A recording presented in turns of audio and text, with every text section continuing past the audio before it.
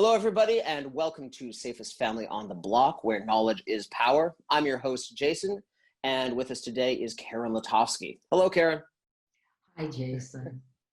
All right, full disclosure, everybody, I am fortunate enough to be married to Karen's daughter, so this is not a completely objective interview, but Karen is a master in her field, and what she has to say to us today is very important. I'm going to take a minute and share just a few snippets from her incredible bio. Karen Letofsky is currently a consultant and educator in the fields of suicide prevention, crisis intervention, and grief counseling. She is a member of the faculties of the Canadian Centre for Bereavement Education and Grief Counseling and the Toronto Art Therapy Institute. In addition, Karen currently is the Associate Director of the Canadian Association for Suicide Prevention and serves as Board Chair for Crisis Services Canada. She's also a member of the National Collaborative for Suicide Prevention. She's worked in the field of traumatic loss and crisis in the Greater Toronto Area for several decades, primarily as the Executive Director of the Toronto Distress Centres, the agency that, under her leadership, pioneered support for individuals and families impacted by suicide, crisis link in the subway system, and mental health community partnerships and collaborations with priority populations. In 1999, the Canadian Association for Suicide Prevention awarded Karen its National Service Award. The Council on Suicide Prevention presented her with the Doug Lear Memorial Award in 2001 for her work as a member of the Bloor Viaduct Barrier Steering Committee. She's also been recognized by the Mayor's Office and the City of Toronto for her work in suicide prevention. In 2007, Karen was named as a member of the Order of Canada, and in 2012, she received the Queen Elizabeth II Diamond Jubilee Medal. And again, that's just a small selection of the amazing things you've done in your career with suicide prevention. I always appreciate the opportunity to start any presentation with my own obituary. So thank you, Jason. That's really kind. It's amazing and important work, and I think relevant to our readers because this podcast is about preventing harm and injury to our children, keeping our families safe. And although the idea of our children being hurt or dying is just anathema and a nightmare to us, I can't imagine anything worse than our child dying or being harmed by themselves. The grief and the guilt that any parent would face after that, I can't imagine it. But you've dealt with it and preventing it every day. And also dealt with the aftermath and supporting families who are struggling to understand what happened and their role in it and how their family will be able to survive in the aftermath. I think although we have talked about teenage suicide for decades, and there is growing and sustained concern about how vulnerable teenagers may be, talking about children and suicide, the younger demographic, is relatively new, because for the longest time we didn't think that children could form the concept and recognize the finality of dying by suicide. And so we are now, I think, appreciating that even younger children can formulate the idea of wanting to die even without accepting the finality of it. And so now we're rethinking where risk starts, how young, and how complicated it is as part of the family dynamics in having those conversations with children as young as 6 or 7 into their teens and young adulthood. Have you seen that, is this a new phenomenon, children that young committing suicide, or is it something that we are only newly becoming aware of? I think it's something we're newly becoming aware of, and because of that, we haven't been as good at keeping information, statistical information, as a baseline, so we don't know if it's growing or not. Right now, what I would say is there's a growing awareness and appreciation, and that if we look retrospectively, that some of those children who died accidentally may in fact have been actual deaths by suicide. And so it's a new awareness.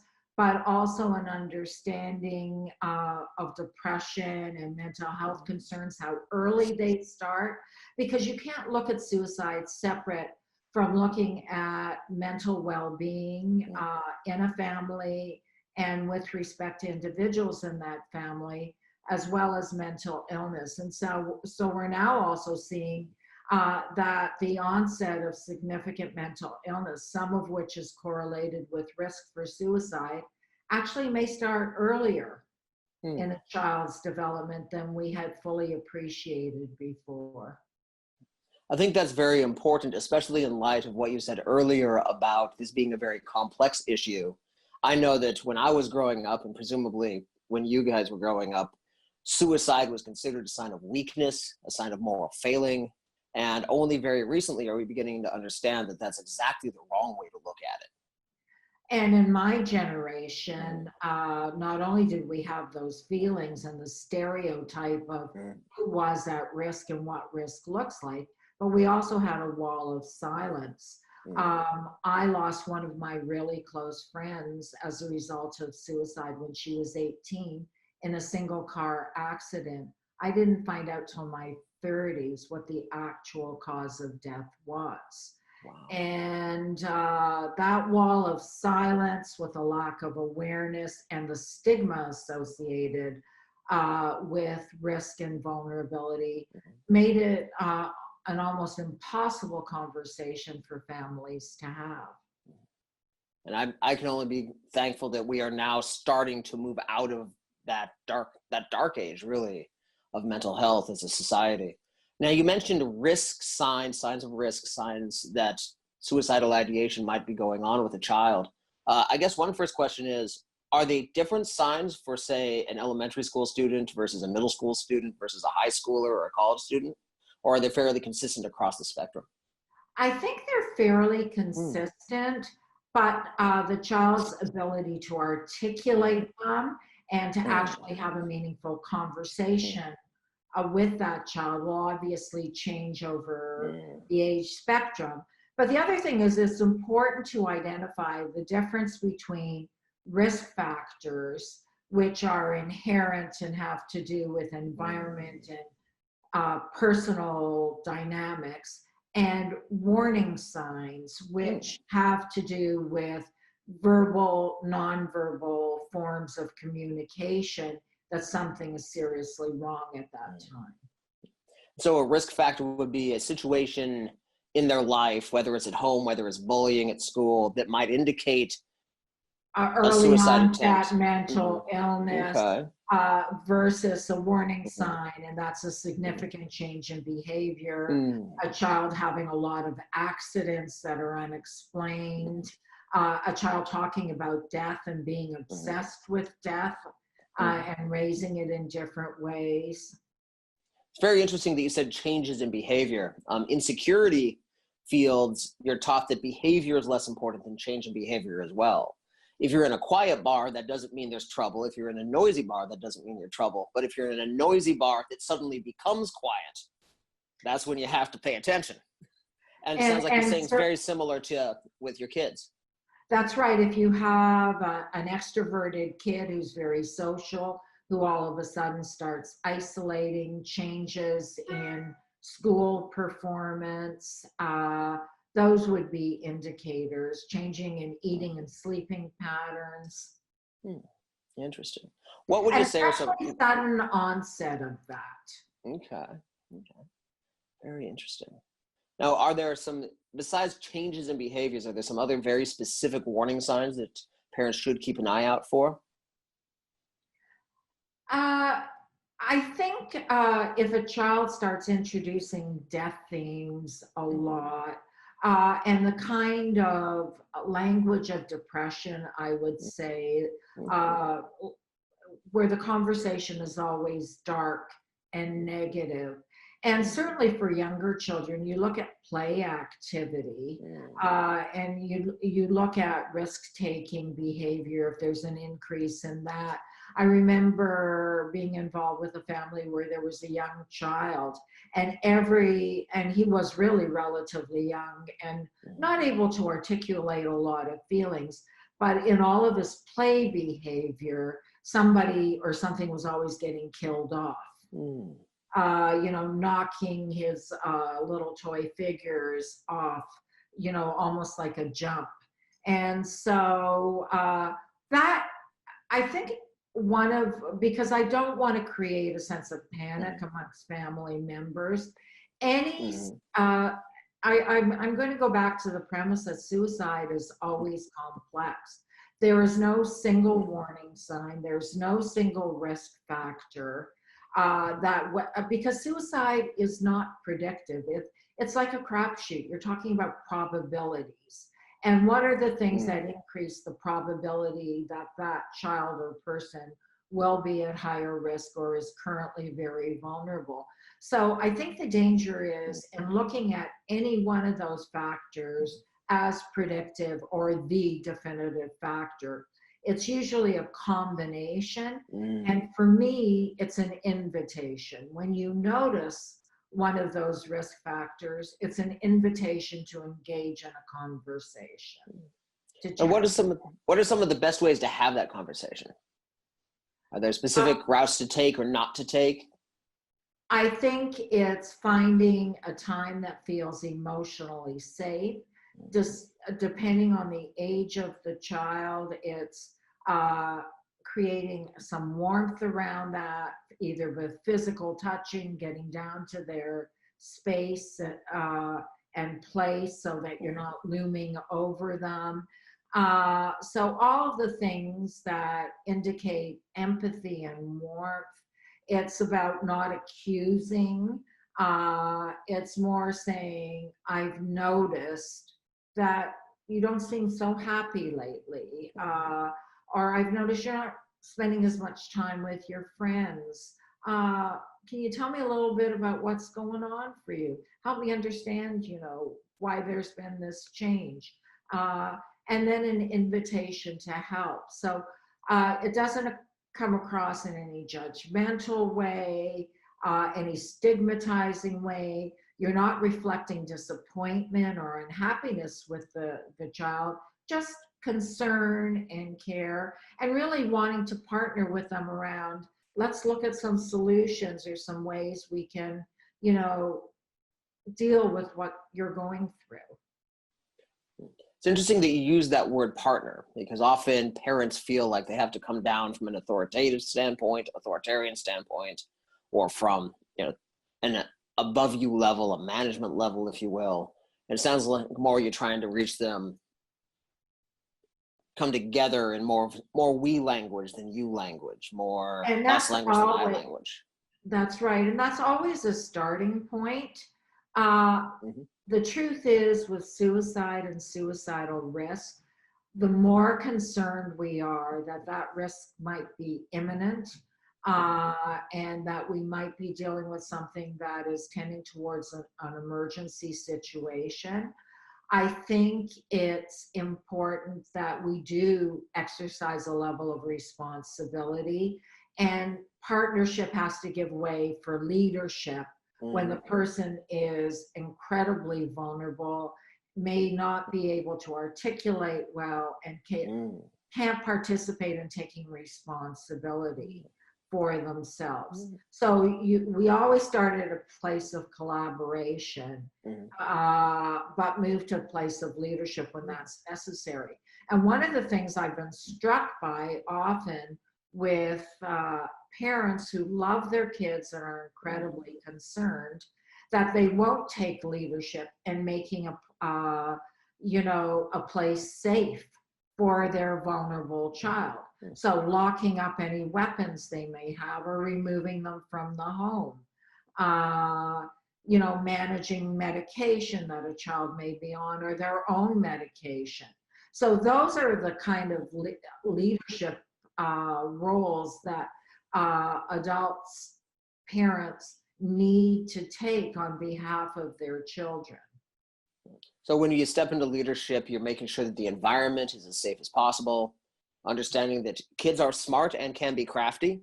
And so looking at, not just what are the obvious risks, but what could somebody turn into a risk? How could somebody improvise? Exactly. Okay. And it doesn't, leadership in this context Mhm. also means if your child says, I don't want to see a doctor, but the risk you are concerned, it's, Mhm. I know you don't feel like it right now, but I really think you need to see a doctor. The partnership comes in. Mhm. I'm not making you go on your own. I'll go with you. Mhm. It's reflecting empathy. I know you're uncomfortable with talking to someone else.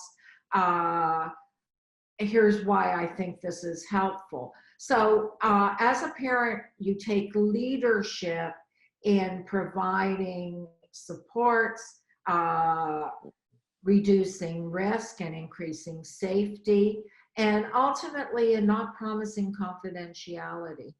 Mhm. I think that's one of the traps that siblings get into, because so far we've been talking about Mhm. parents and children, but often it's siblings who become the confidants of Mhm. someone who is vulnerable, and they're sworn to secrecy by, their often younger or their vulnerable sibling. And one of the first cautions is, I would rather this person be mad at me than not be here to be mad at me. Mhm. So if someone makes you or asks for your promise to not tell anybody, the answer is, I care about you, Mhm. and I won't say anything as long as I think you're safe. But if I'm worried about you, I will, just try to get the help you need. And so it's been interesting. The person who asked for that confidentiality, Mhm. in most cases, will still continue to talk because they're reaching out. They want support. That seems like that advice goes across so many aspects of child safety, where if somebody tries to make you promise not to tell your parents, that's prima facie evidence that you should be talking to your parents about whatever this thing is 90% of the time, especially before they're teenagers. That promise of secrecy is a sign of a problem. There's nothing more tragic than the families that I have met with in the aftermath of the death of a child by Mm, suicide, who then find out that siblings and friends all knew about the risk and they didn't. mm. And that could be, I can't even imagine. Um, Really tough. yeah, wow. So a thing that you mentioned earlier that I want to circle back to is about, you talk about language of depression. And this is another place where I think that as a society, we're just recently becoming more enlightened, where I think many people, when they think language of depression, they think about sadness, they think about Eeyore, they think about moping around, but that's really inaccurate. Could you talk a little bit about what language of depression really looks Uh, Language of like? depression, we think of people saying, I'm sad or I'm unhappy. Uh, Often people don't say that. They'll say, what's the point of this? Or it's more a conveying of a sense of hopelessness or unworthiness. And everybody has their own language around that. But it's conveying a sense of bleakness. It doesn't matter. And sometimes it's silence. The language of depression and sadness can be just silence. Um, Often we say people don't communicate, but silence is a huge communicator. If they're not able to articulate or share or reach out, um, if they're in a place where the things that used to amuse them a lot, they're not laughing, they're not joyful. It's the absence of stuff is along with the presence of other things. It puts me in mind, a friend of mine in my 20s who suffered from a clinical depression almost lost his house because he didn't pay his mortgage for months, because the process of getting an envelope, writing a check, putting a stamp on the envelope, looking up the address, it was too much. It was too big a job, too complex. And so I feel like, especially for a tween or a teenager, addressing the issues and finding out about being depressed, talking to parents about the complex emotions they're feeling might just be too large a task, especially in a depressive episode. It is often too large a task. And we're also asking kids to articulate something that maybe they don't understand. The world may not feel safe. They may not be able to engage with it in the way that they normally do, but ask them to describe their feelings, and they're not able to do that.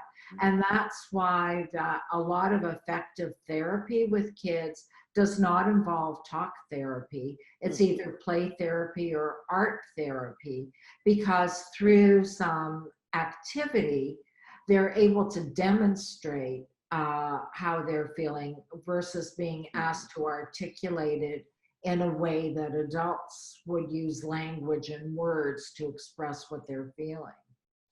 Interesting. Now, it's usually a bad idea to ask an amateur to walk in and do a professional's job, but are there some things that a parent can do, especially with a younger child, along those play and art therapy lines to maybe find out if they need to be paying closer attention or call a professional? I think it's really engaging and playing or doing art projects with your kids. And if you're noticing that things are excessively dark, or there's a lot of aggression in some of the playing, or everything is dying in the playing, it's really to try to have a conversation of, how come you did this, or what did this mean? And using that, as parents can't be therapists. Parents are comforters. Parents are nurturers, and they can access support for their kids. They're leaders in that way. And so I think as parents, if you engage with your child, and especially if you're worried about your child or you've noticed, get involved in some of their activities and just ask their kids to explain, how come they're doing it this way, or what does this mean for them? And using that, not to provide therapy for their children, but as a way to have a conversation with their kids, and then to make a decision as to when it's important to bring other people, expert therapists, counselors, into that dynamic. So our job in that case is more diagnostic.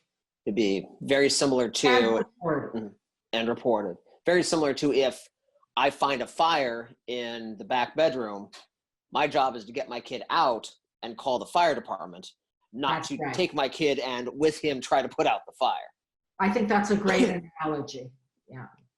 I feel like often in parenting, especially with parents who are concerned about safety, that there's a disconnect between, well, this is obviously something I would do in a situation that is immediately physically dangerous, the kind of thing you might see in a movie, and dealing more with the emotional and mental care of our kids. And maybe the whole society feels that way, that it's less plain, it's less obvious, the risk is less immediately evident.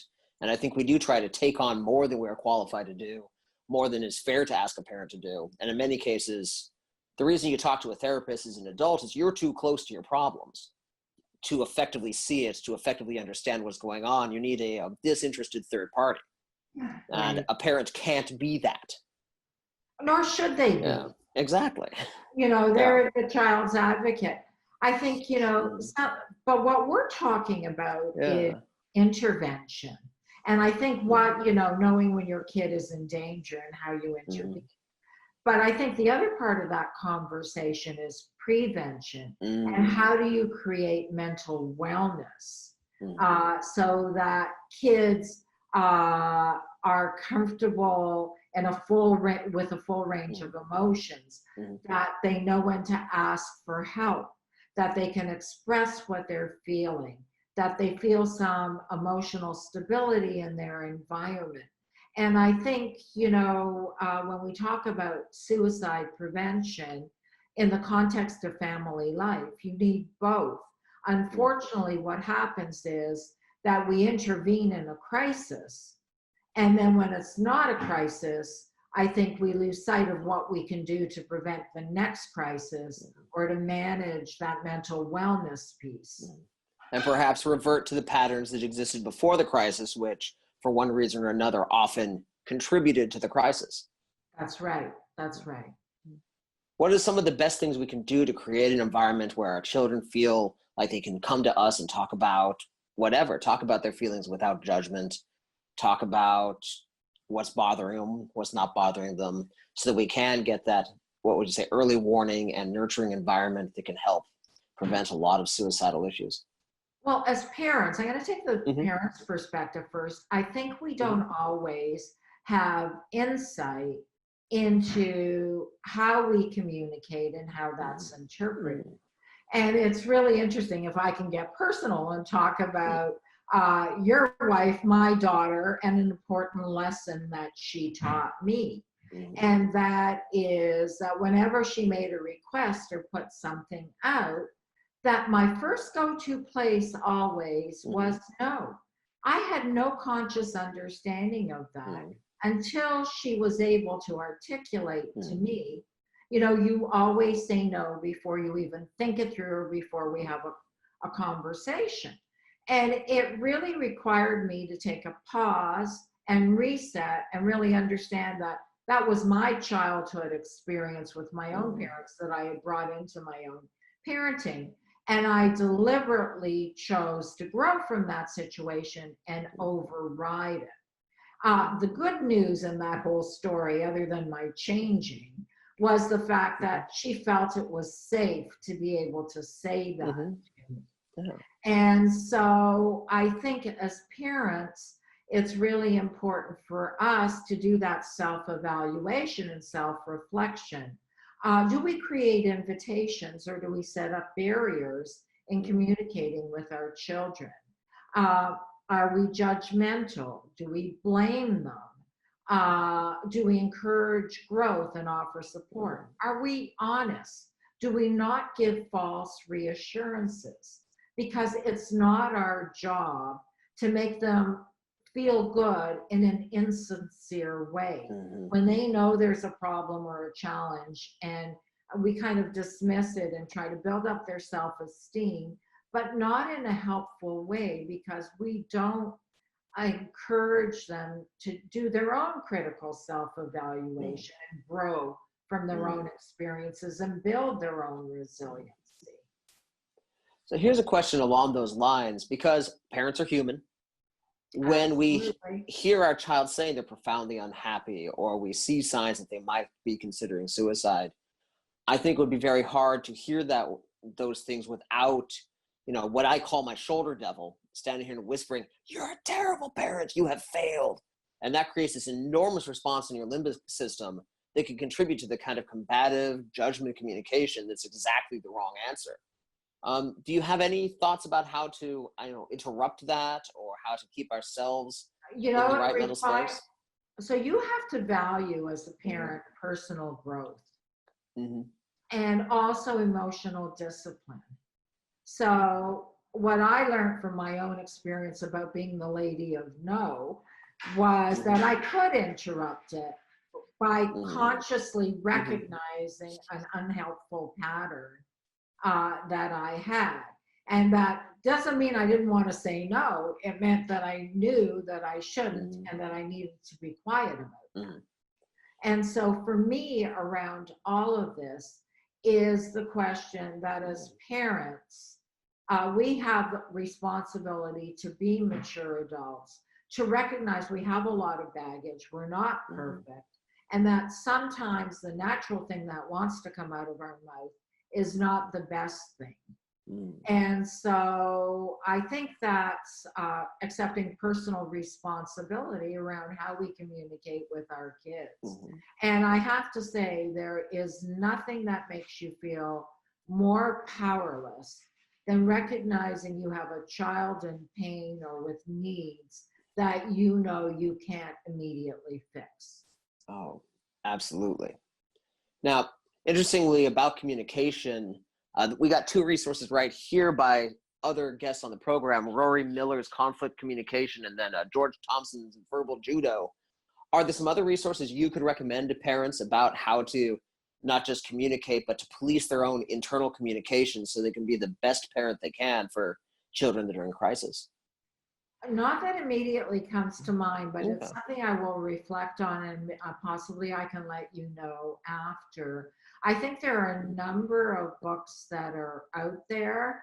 Mhm. Um, I'm going to suggest, though, that rather than kind of following a how-to, Mhm. that as parents, if we deal with our own childhood issues, and Mhm. as we reflect on the kinds of adults we want to be, that will translate into better parenting.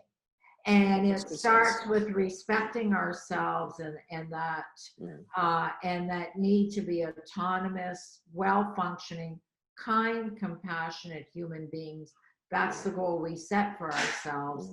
Mhm. And respecting our little children as Mhm. being little mini me's or we's, who need to be able to do the same things. Mhm. And so if we want to encourage the things in them that we feel are important for us to fulfill ourselves and be the best we can be, I think that's really the basis of good communication in all Mhm. family dynamics.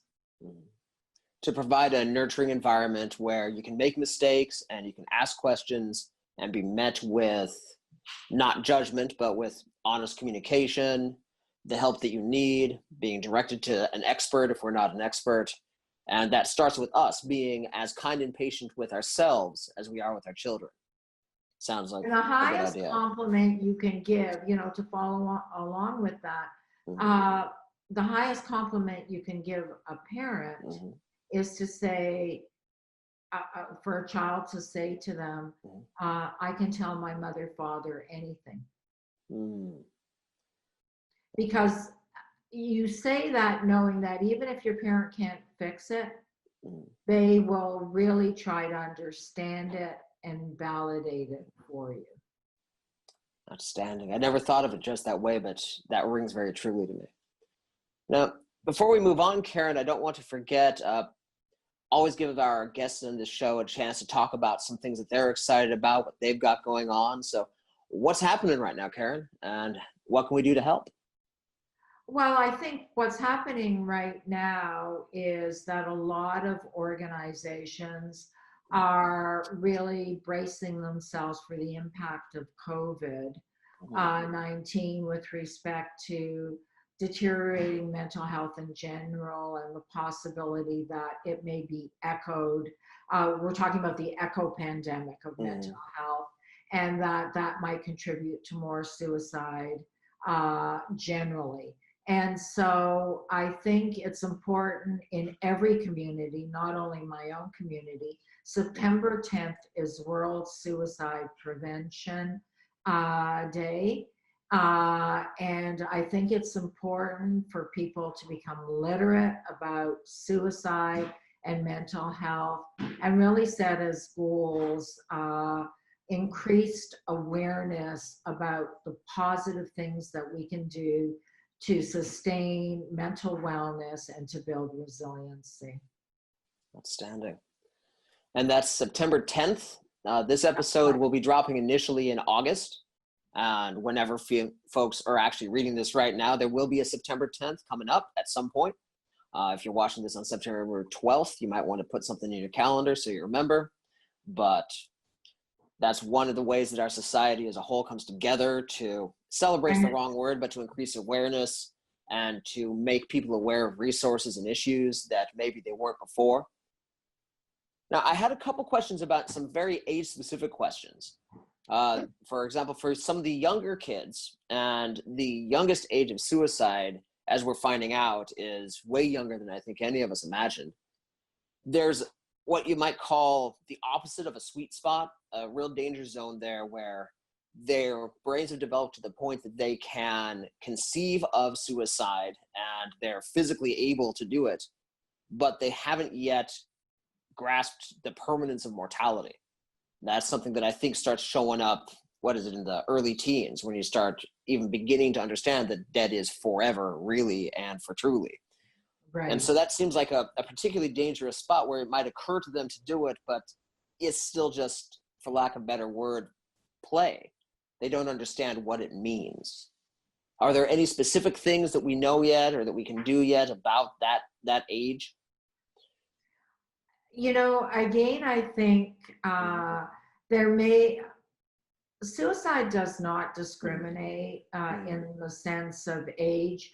One of the things that we talk about are the social determinants of health. And so, surprisingly, ensuring that kids have structure, are well fed, are nurtured, the things that we do to ensure what we would call good childhood experiences, which don't really change irrespective of age, are actually protections as well.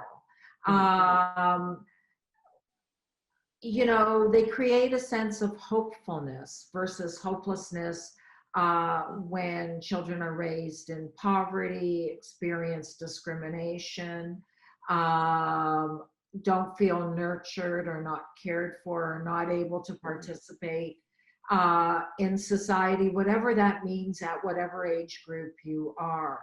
And so I think um, compassion, kindness, respect, lack of judgment in the environment at any age is helpful, and providing a climate in which it's okay to talk about anything. And how do you create that as a core family value is important, but also recognizing that mental health and physical health and social health are all interconnected. Interesting. I've not heard the term social health, but it makes complete sense.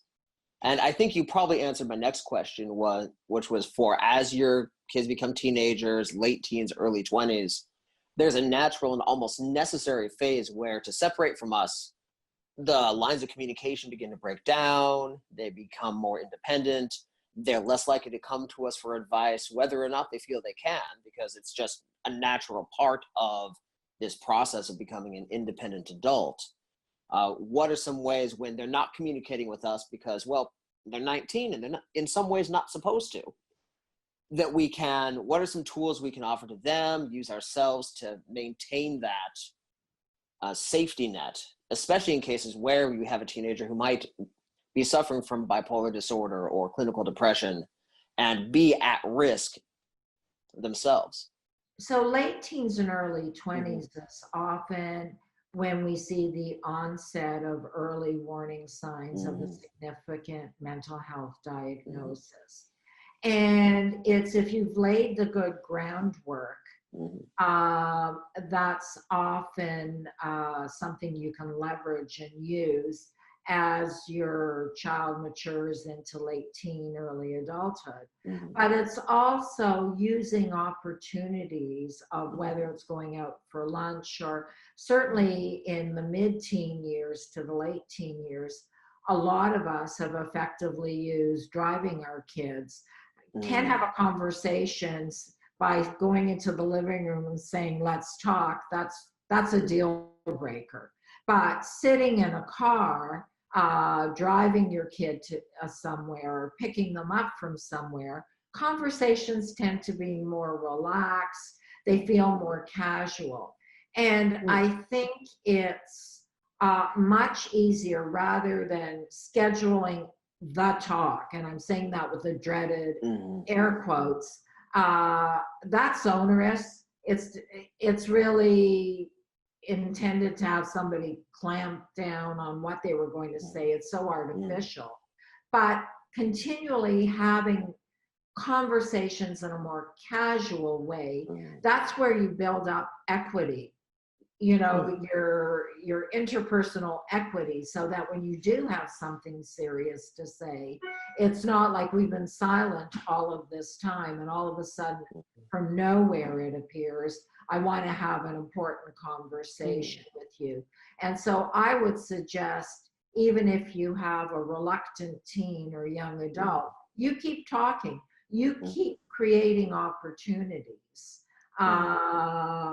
and when you need to have an important conversation, you have a context for it. Well, that makes really good sense. Almost, you talked about how young kids need structure. Well, everybody needs structure, but young kids especially, because it's comforting. You almost create this structure of communication, almost in some ways a ritual, where you're always driving them home from tennis practice, or on Sundays you always take a walk and grab a cappuccino, and Right. that creates this structure, this ritual of communication. You know those doors are open. It's not, like you said, this dreaded the talk where you sit down like they're at the principal's office and, well, I need to speak to you about, which, as you Right. say, will clam them right up. Yep. That's very interesting. Well, Karen, I really appreciate you coming on today. But before we go, you are a veteran of countless interviews in multiple venues. Is there a question you wish people asked you more often? That is an interesting question, and I think that you've stumped me a little bit. I think that the question that I get quite often, but I think that people are surprised by the answer, and maybe I don't get it asked often enough, is people often talk about self-care. Mm, And I think we become so aware of self-care that I think there's the danger sometimes that we will rust out as family members, as parents, before we burn out. And mm, that we're so concerned with protecting ourselves from asking those hard questions or experiencing those hard feelings that inadvertently we've created our barriers mm, uh, to positive, negative, but functional interpersonal interactions. mm, And so I think for me, the issue is it okay to fail? mm, And we have all failed. I think the real challenge is to risk failure mm, and to recognize that as parents, as counselors, and as mm, professionals, sometimes we have to be okay with being second best, not mm, first best. And that is daring to go into an emotional situation where we can't solve the problem because either it's not in our control, we don't have any answers, or there is no solution. Like mm, when you have a child who dies by suicide, you can't bring back that dead mm, person, but it doesn't mean that you cannot risk mm, emotionally going in and having that conversation with the grieving parent. mm, Uh, and so I think so much of our interpersonal communication is about protecting ourselves.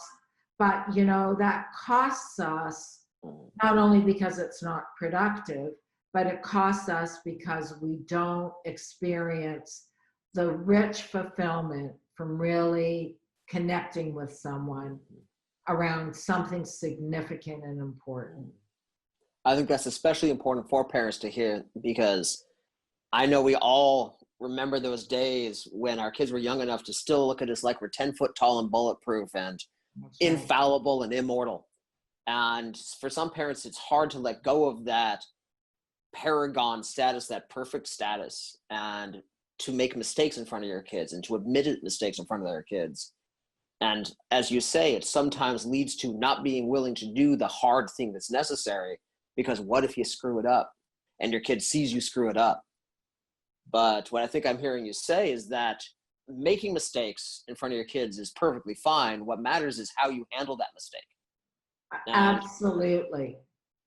And can you imagine better modeling for a kid mm, who is struggling than modeling vulnerability and continuing to survive and thrive in spite of being vulnerable and not perfect? and just move forward. Whatever it is, fall down, get back up. For sure. Well, Karen, thank you so much for taking the time today. I know you're very busy and very passionate about this, and taking a moment to speak with our viewers and fans. Really, really appreciate it. And folks, we'll put some contact information in the show notes, some resources as they come across our desk. And thank you, everybody, for watching. And once again, thank you, Karen. Thank you for the opportunity, Jason. Thank you for watching our show today. I hope you found something useful. If you have any questions about what you saw, please do leave them in the comments below. Myself, our guest, or our community will do our best to get those answers for you. If we don't know them ourselves, we will go find someone who knows them. If you loved us, please do hit the like button and the subscribe button. They make a bigger difference than you're thinking right now. And of course, go ahead and click on some of those videos YouTube is suggesting to you right now. We have a lot of stuff that we've worked hard on and are proud of, and hope that you'll enjoy them too. Thank you very much. Bye-bye.